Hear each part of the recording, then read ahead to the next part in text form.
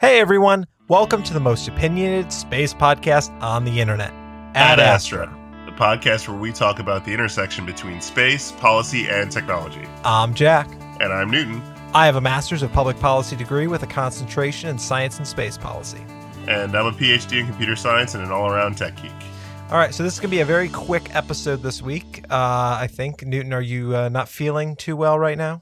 Yeah, I'm sure the audience doesn't want to continue to hear the sound of my shrill voice for much longer. Yeah, I ended up sick over the holiday weekend, so we're just going to do a brief latest from Washington, and then and then dive into a listener-submitted query, and that'll be it for the show today. Yeah. Sorry, guys. So I guess technically every time we talk about anything on the podcast, it's latest from Washington since we're recording from here, so I guess that makes sense, right? But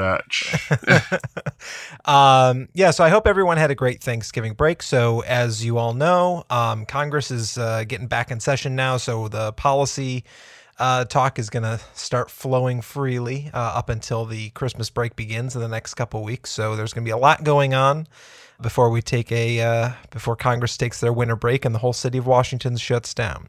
So latest from Washington, the first thing I wanted to touch on was this article that a friend of mine, Antonio, who won the t-shirt contest, he had sent to me from salon.com by Keith Spencer about the new hobby of the super rich, hunting aliens. So as many of listeners, and I'm sure Newton you have as well, watched the movie Contact or read the book by Carl Sagan. Of course. So when you're watching that movie or reading the book or reading anything really about SETI, the search for extraterrestrial intelligence, you think that this is a government endeavor. No private corporation or private enterprise is going to be investing money into something that quite literally does not have a return on its investment in any reasonable amount of time. Even if you did make contact with another species, it could be decades before you receive another signal from them. Anyway, so I read this article and I just thought it was very interesting that we saw the shift in 1993 when a senator from Nevada, Richard Bryan, cut all funding for SETI, for the U.S. government, and force the now nonprofit SETI to create its own funding through private donations, corporate sponsorships. And I just thought it's very interesting that we saw that in the 90s, just as launch services industry sort of began in full force with ULA and Orbital Sciences. And then over time, this has sort of fallen to the background, yet we still hear, it seems fairly frequently, at least every month, of a new star that might harbor extraterrestrial intelligent life. But all that SETI, all of SETI's funding comes from the private sector. So I just wanted to highlight that as an article that you all should read. But do you have any thoughts on SETI and private partnerships, Newton? I'm here for it. If people want to privately fund us, searching for extraterrestrial life, or even, it's not just extraterrestrial life. I mean, these guys are parsing through radio signals, or just RF and they're parsing the EM spectrum, trying to figure out what's out there. And in that search, obviously they haven't found any actual extraterrestrial life yet. However, they've been able to make other discoveries that have been used as useful data in terms of astrophysics. So I'm always here for SETI. I also think it's just a fun endeavor. One interesting tidbit is that SETI gets a lot of criticism for stating that, for basically continuing to believe that there's extraterrestrial life out there, while they haven't found anything over the last 60 years. I believe that's called, it's Fermi's paradox? Yeah, the Fermi paradox? The Fermi paradox. Yeah, the Fermi paradox, where, it's this notion that we should have found something by now. But if you actually think about the scale of the universe versus how long we've actually been looking, it completely makes sense that they haven't found anything as of yet. So the only way that we're going to be able to do it is to keep searching. So I'm happy to hear this is one place that I'm happy to hear the rich are placing their money. Yeah. So this article from Salon talks mainly about how the shift towards privatization, sort of where SETI is just indicative of where the U.S. government and where policy was in the 1990s of this, the era of big government is over, as Clinton proclaimed in the 94 State of the Union, that there's now a private incentive to searching for extraterrestrial intelligence. And with that comes maybe not a lack of scientific rigor, but maybe a different definition of science. Like, I mean, obviously if you're, Coca-Cola and you're sponsoring a station, a SETI station to observe some portion of the sky, you're going to want your satellite to detect the first radio transmission from another star. So they sort of, what the article talks a lot about is just how SETI can sometimes tailor the results that they're looking towards to be a little bit more as if we're looking for another Earth, when in reality, you could very well have intelligent life on non-Earth-like planets. I mean, granted, we have never found it, so there's no evidence for nor against the ability to find life on non-Earth-like planets. We just know that there's life on Earth, right? We technically have been non-intelligent, intelligent life on non-Earth-like planets or non-Earth-like objects. And as a stretch, you can say non-Earth-like planets because technically our rovers and things that we send to other planets are an extension of us. So if we found a robot on another planet, we would think that we would think that was something interesting. Pretty indicative of intelligent life, or that intelligent life at one point existed and they could just really engineer the heck out of something for it to survive that long. Exactly. Yeah, it's just a very interesting article and sort of almost argues against the privatization of space exploration in terms of SETI. But I would like to hear what other people think on this topic, whether our culture, and especially the culture of Silicon Valley, the tech billionaires who are investing in projects like SETI, whether that is having an influence on how these programs are run, and whether that's good or bad, if it's enhancing our ability to see into distant stars and detect things that maybe we didn't think about looking for in the first place, or is it a hindrance in our ability to think widely and cast a wide net when it comes to the search for extraterrestrial intelligence? So if you have a thought on that, please leave a comment on Facebook or Twitter. We have a Twitter listener submitted question that was submitted via Twitter. So yes, we do actually check Twitter. I promise you that we will get to towards the end of the show. But so the next thing I wanted to bring up was this came out. This sort of been a developing story over the last month, since about mid-October, that WFIRST, the Wide Field Infrared Survey Telescope, which is the next major telescope after James Webb launches, is running into a bit of a budget problem. So if you look at major missions, flagship missions, though they're not necessarily called that anymore, but the major missions that NASA undertakes when it comes to space-based observation, you think of Kepler, you think of Spitzer, you think of Hubble, and you think of James Webb. Well, WFIRST is the next in line of that, and they tend to cost a lot of money, in the range of billions of dollars. I mean, James Webb, although it's sort of an outlier, is going to cost upwards of $8 billion even before launch. Right, and that's I believe that's somewhere between 4 to 5 billion over budget, actually. Yeah, for James Webb. Yeah, so you can see that these flagship missions they tend to run over schedule and over budget because we're doing things we've never done before. So you can't really put a timetable on the unknown.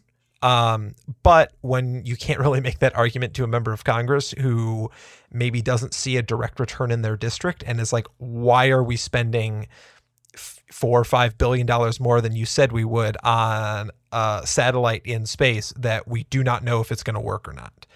And I guess science is just not the right response to that. But anyway, so WFIRST, a report came out on the 22nd. So last week, was the 22nd the day? It was the day before Thanksgiving. So right before the Thanksgiving holiday, a 65-page document was released in PowerPoint format, so it's a little easier to read, about the budget changes or the budget requirements needed for WFIRST and where changes could be met. This new report states that although the estimated cost of WFIRST was supposed to be under $2 billion, that is ballooned to about $3.9 billion, and schedule delays and cost increases are expected in the near future, with over $250 to $300 million required just for changing the risk classification for the project, meaning how risky is the project to undertake for scientists, for engineers, and for launch, from Class B to Class A, which is the highest class of risk within NASA. And this comes sort of a month after Thomas Zurbuchen, who is the Associate Administrator for Science, said that the target goal for WFIRST needs to be $3.2 billion. So within that, there's $700 million that needs to be cut. And this report sort of outlines a few of the ways that they are looking to do that, which includes taking, instead of building their own mirror, taking a mirror telescope or a mirror donated by the National Reconnaissance Office. It's a 2.4 meter diameter mirror, which I think is similar to what WFIRST was supposed to have, but it is not built specifically for this mission. Could have, NRO probably has different specifications for their mirrors than NASA does. I mean, NRO is probably better. Well, to be honest with you, it could be better, but also remember, NRO isn't looking at distant stars and galaxies. NRO is looking at the Earth. So I don't know. You probably know a little bit more about this, about how. No, I don't. Oh, well, I'm sure if someone in the comments were to let us know, is there a difference between Earth viewing and I guess space viewing mirrors? I think there is. I think I remember with Hubble there was a difference in, because Hubble actually was the chassis at least was a reconfigured NRO satellite. That's correct. Yeah. So I'm sure there has to be changes made to this mirror, this 2.4 diameter mirror.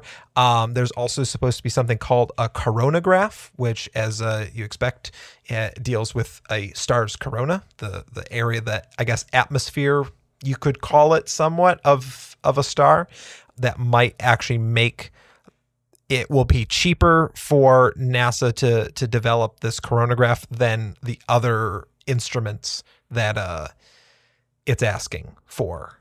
Yeah. So I guess, this is just one of the things that came up this week. So that $700 million has to be made up somehow. The last thing that Zurbuchen or anyone at NASA wants is for there to now be panels or congressional hearings on why this mission is, going over budget. I mean, James Webb, gets a lot of good press, and whenever it's brought up on Capitol Hill, there's a lot of smiling faces. Europa Clipper, you see the same thing, but WFIRST doesn't have the same appeal. Maybe it's in the name, maybe it's just in how the project is being run, but we're seeing sort of a different path that this space-based telescope is going down, which could theoretically lead to some major budget problems within NASA. I mean, NASA already is spending way over budget on James Webb. That's about to end. SLS is about to ramp up, so that's going to take a major chunk of the budget. WFIRST might not have a place in that budget. So, any thoughts on your end, Newton? Not really. I mean, I would love to see WFIRST get out there, but I'm not really that worried that it's in danger of not happening at all. I just think that, much like James Webb, it's going to happen over a longer timeline than first anticipated. Yeah. I don't think that we're so close to the end of the world for WFIRST, but I do think that as we're getting close to key decision points, that it's important to keep in mind what route we can start going down. I mean, as a science advocate, you do not want to have to justify a program that's already spent hundreds of millions of dollars to members of Congress who are just as willing to cut the program and cut their losses than continue building this program, especially as the budget starts to get more contentious, which leads into our next topic, which is the budget. So just sort of, this is more of a update for everyone who is sort of wondering. I know a couple of people have asked me in the last week, like what's happening with the federal budget? I thought we heard a lot about it. Now there was the healthcare thing. Now there's the tax thing. Like where are we in this budget process? And I guess good news, bad news. Good news is we've narrowed it down to 2 omnibus bills. So omnibus bills are these amalgamations of smaller bills. I mean, when you're talking about the federal budget, nothing's really small, but they're an amalgamation of these other pieces of legislation that are all passed at the same time. So generally when an omnibus comes to a vote, you don't really have time for amendments. It's an up or down vote. It's saying, yes, we want these. No, we don't. And right now there's 2 bills that are out right now. If I want to get the names of them correct. So the first one is HR 3219, which is Make America Secure Appropriations Act. And this one includes the Department of Defense, Veterans Affairs, Department of Energy, and also the legislative branch. So these are the core group of agencies and organizations within the federal government that require funding. This is the one that's expected to pass. If anything, these things will have money after December 8th. So also December 8th is the last day that we have before the world ends and the government shuts down. Well, maybe not the world ending, but the government might shut down. The other act is the HR 3354. Which is has a really long title, but people have been calling it the Make America Secure and Prosperous Appropriations Act. So very clever on the naming. And this includes everything else, everything from the Bureau of Land Management to the Bureau of Ocean Energy to NASA to just basically everything is within this bill. And so between these 2, you're going to fund the entire federal government. And like I said, December 8th is the deadline for this. The first one, we'll just say the Defense Act, is going to most likely pass within the next week. With the other one, the Civilian Act, sort of on the fence. With the administration, kind of hoping that this tax fight is going to, give them a victory. If they don't get that, or if that's postponed to the next legislative session, which begins next year, January 3rd or 4th or something, I think is the first day of it. If they have to wait that long to start their agenda again, they might take some issue with some of these bills that are coming, these omnibus bills, and we could very well see a government shutdown if nothing happens on the proposed tax reform. Or I think what the administration was saying 3 or 4 months ago, if we don't get if we don't get money for the wall, we're not going to sign the budget, which is BS. Utterly preposterous that one program that probably would make up all of 0.001% of the federal government is going to shut down the entire government. Really gives you kind of perspective on what we could do with NASA, but that's just what I'm saying. So yeah, this is just something to keep in mind you will be listening to this on the 29th. We're recording on the 27th. So you have about a week and a half to stock up on supplies before the end of the world and the government shutdown begins. So make sure you get some bottled water. I hear those Soylent bars are really good for long duration hikes and such. So keep that in mind. Any thoughts, Newton? It's all about the Twinkies. Forget the Soylent bars. It's all about maximizing caloric intake. Seriously, Twinkies all day. I was trying to be healthy over here, okay? I had I haven't had a Twinkie in years. For clarification, I was going to say I had an apple today, so I'm feeling like very, very granola right now. Just something to keep in mind. There's also, so in the show notes, I linked an article to Politico, just sort of detailing some of the other stuff that's going on, stuff involving immigration, the funding for emergency relief in the Virgin Islands, Puerto Rico, Florida, Texas is something that the administration wants to happen before the appropriations go through. But again, we'll see how this all plays out. Hopefully, we'll be talking to you all in 2 weeks with smiles on our faces that the federal government is not shut down. Yeah. So here, again, this is a very short episode, but let's get on to our listener submitted query. So we were on Twitter the other day and we had tweeted out, of course, our episode and everything. And we got someone they didn't even reply to the tweet. It was a separate tweet. So someone listened to the episode and wanted to comment on it. So valued listener, Ralph Steenblik, I hope I am pronouncing that right. I got this off Twitter, asks, the government is funding SLS, which is a similar size to the SpaceX BFR. Why is the BFR as a whole not useful to the federal government? Mars, Moon? ? Which I thought it was a very good question, and thank you, Ralph, for submitting that. And I responded on Twitter, basically saying, with us developing SLS, that with BFR sort of as, I don't want to say pipe dreamy, but as theoretical as it still is, it's hard for the U.S. government to make a long-term strategic decision on using a rocket that doesn't exist yet. It's risky. It's risky too. Risky, right? They can fund prototype efforts and things like that if you wanted to demonstrate pieces of that technology at a small scale, but they're not going to fund the entire thing, based off of kind of theoretical notions. Yeah. Well, and NASA doesn't necessarily delve too far into that. Generally, when NASA puts out a contract, like the commercial or the cargo orbital transportation services, COTS, or commercial crew, they have a specific goal in mind. They're saying, SpaceX, Boeing, Lockheed, we want you to develop this specific rocket or this specific engine or this specific vehicle for this sole purpose. I was going to say that's particularly for rocketry because they fund a lot of theoretical things. Yeah. As well, so. Where I guess the BFR almost would fit more into is in the Department of Defense because, as we talked about, was it last week when we were talking about Virgin Orbit's new Launcher One, that is being funded entirely by a emerging technologies department within DoD. So for something like BFR, which does have promise for things like moon and or lunar and Martian exploration, getting 150 tons to orbit in one launch is a lot of stuff to get to orbit. You could basically send multiple people to Mars with like fully equipped supplies and rovers and all that with 150 tons.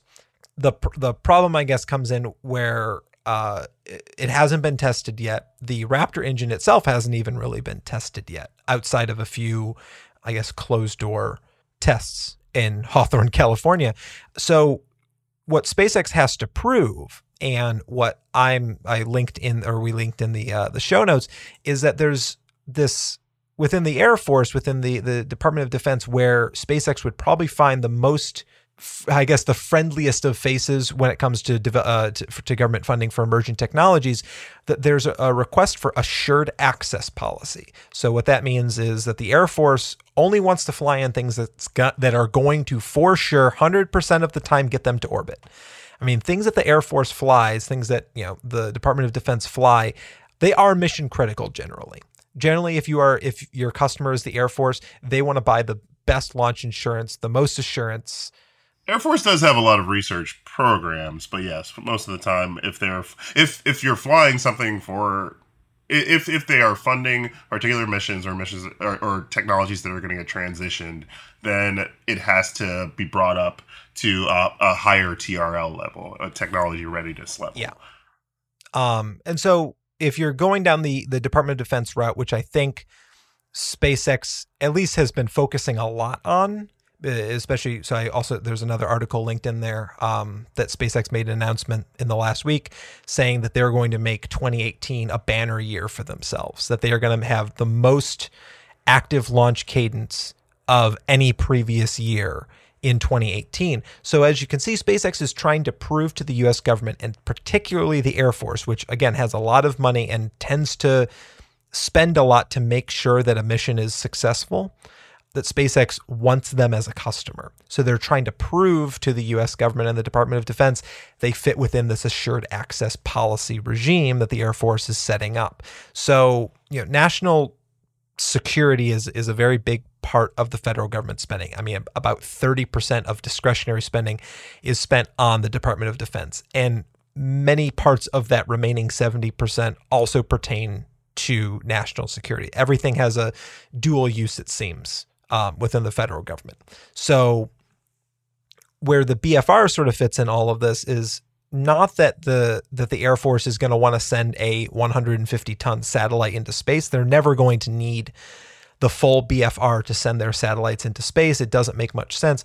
But when you're making that the sort of civil space case for the BFR, you have to make a detour through defense space, because it's the defense money that can help you develop things like the Raptor engine, better fairings, better second stages, just better rocketry, better engineering can be done with Air Force money, because they're willing to invest in these emerging technologies because it's going to help them assure that missions are successful.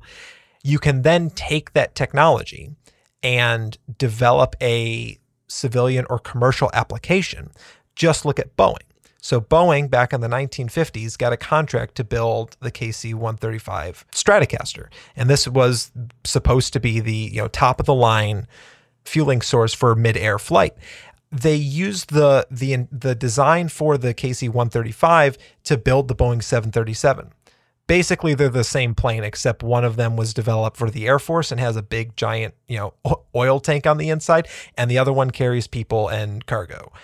So there's a history of commercial companies with commercial aspirations using defense money to develop the technology that leads to booms in commercial business, booms in technological development, booms in the ability and capabilities of those companies to provide services to customers. So if the question is, why isn't the government spending money on BFR? It's because they're not spending any money specifically on BFR, but they will spend money on all of the components that make the BFR what the BFR is. Will the Department of Defense ever use the BFR? Probably not. Will NASA ever use the BFR? I mean, maybe not as improbably so, but pretty unlikely. But you're seeing they'll use some of the technology behind the BFR later. They certainly will, and especially if Falcon Heavy goes off well. I mean, it sort of opens the door for things like the BFR to facilitate lunar exploration when the U.S. government doesn't want to spend the money on the SLS. So say, the NASA has a satellite that they want to get to cislunar space, and they can jump on board with a bunch of other commercial partners who are sending things to the lunar surface or cislunar space. That could be a cost-saving measure for NASA. Will NASA use the human rating or the human launch capabilities of the BFR? Still probably not. I don't think that there's really going to be a need for NASA to send hundreds of people to the moon or Mars. But you could see them contracting out to SpaceX for 5-10 seats to go to a lunar research base, or sending them to the Deep Space Gateway mega complex, whatever it becomes, So I hope, Ralph, that answers your question. And if people have more questions about this is, again, one of those more theoretical sides of both the technology side, the space technology side, and the space policy side, because we've never really had to answer these questions of, okay, this one company wants to build a really, really big rocket. How do we, does the government fund it or does it not? So this is sort of uncharted territory. And we could see a shift in the paradigm where, just like we saw in the 1990s, as we talked about with SETI earlier, a shift towards privatization of space flight. And I know that's sort of the expectation a lot of people have, having either grown up or lived through the 90s, that the era of privatization is still here, but it's taking on a different face. It's relying on government funding for missions, for programs like COTS, Commercial Crew, launching Air Force satellites, while also seeing the privatization aspect of building rocket engines and providing services to the government and commercial customers. So it's not as cut and dry as then I guess the 1990s privatization first era of big government is over era, but it's also not the era of big government. It's not the, government is going to spend billions and billions on, on rockets that will only launch every 2 years or only launch every 6 months. I think we're in a very complex state right now when it comes to launch services. And I think that's good. And I think the Air Force thinks that's good. The more options that they have, the almost more assurance they have that their missions are going to be successful. Because when you have within a confined environment this competition between SpaceX, Lockheed Martin, and Boeing, if Boeing doesn't get a contract, they're not going to go under. They're not going to cut corners just to get a government contract. These are established companies that have the capital to back up major research development that the Air Force can then rely on to get their satellites to orbit, get their weather balloons to a proper altitude, whatever it happens to be. So that's my rant on on this question. Noon, is there anything else you want to add? That was a solid response, Jack. Everything Jack said. Ditto. Or get the what is it, the coin noise when you applaud someone in base camp or Slack or whatever. Yeah, like the weird emoji noises that they make. Yep. Yeah, so that is, I guess, everything we have for this week. So like we said, it's a short episode. It's a little bit over 30 minutes. So if you have any questions on space policy or technology, anything that we talked about this week, in previous weeks, follow-ups to my rant tonight, feel free to shoot us a message on Facebook or Twitter, or tweet at us, or post on our Facebook, or Snapchat me, or whatever it is. Just feel free to ask us questions, and we'll read your name on the air, and love to have audience engagement. So I guess if there's anything else from you, Newton, I'm good for this week. Nope, I'm good. All right. Well, as always, I'm Jack. And I'm Newton. Ad Astra.